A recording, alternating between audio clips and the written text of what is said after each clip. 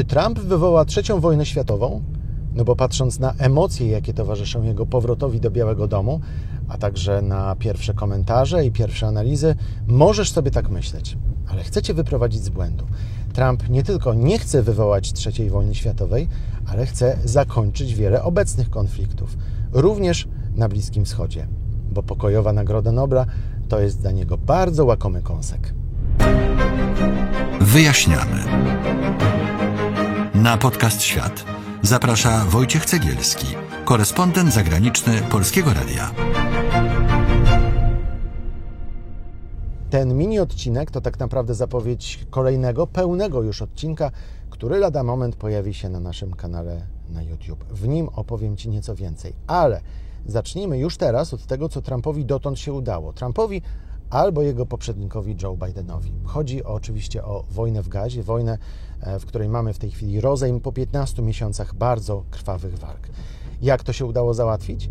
Wysłannik Trumpa poleciał do Izraela i postawił tak naprawdę ultimatum zarówno stronie izraelskiej, jak i palestyńskiej. Dzięki temu mamy rozejm. Ale wojna w Gazie oczywiście nie kończy konfliktu izraelsko-palestyńskiego, który tli się pod powierzchnią i który liczy sobie już grubo ponad 70 lat.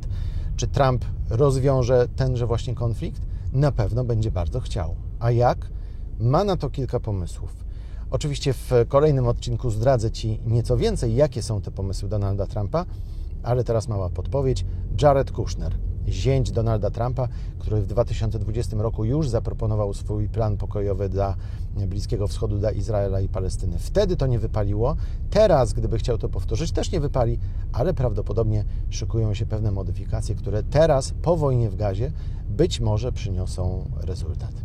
Ale oczywiście Izrael i Palestyna to nie jedyna wojna, jaka toczy się na Bliskim Wschodzie. Mamy też wojnę w Jemenie i mamy też ukryte konflikty hybrydowe. Arabia Saudyjska i Iran. Do Arabii Saudyjskiej Trump uśmiechał się już w czasie pierwszej kadencji.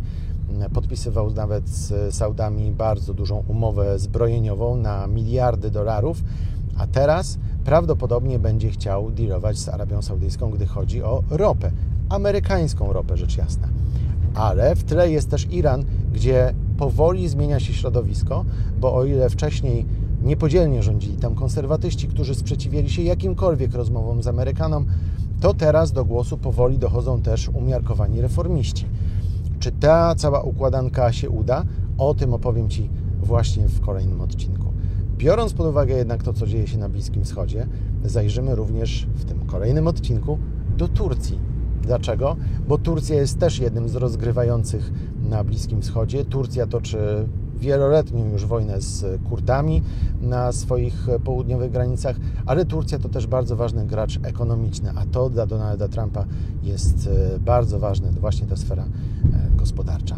Trump ma więc bardzo dużo roboty i paradoksalnie, o ile w pierwszej kadencji nie udawało mu się zbyt wiele, to teraz, w sytuacji, kiedy mamy zupełnie inne rozdanie i w sytuacji, wokół której przy Trumpie są zupełnie inni ludzie, nie jest powiedziane, że wiele z tych rzeczy może mu się nie udać.